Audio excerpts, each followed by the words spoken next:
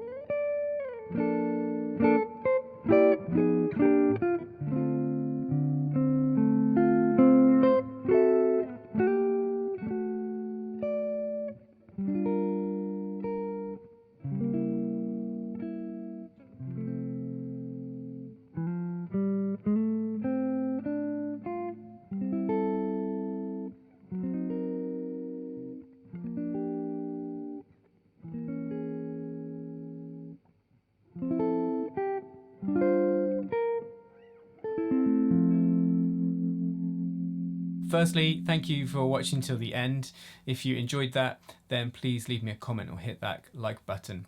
And secondly, as I said, if you'd like to learn that, you can get that on the lowest tier of my Patreon page on the supporter tier. That's available and link in the description below. Don't forget jazz guitar lessons every Wednesday. Until next time, you take care.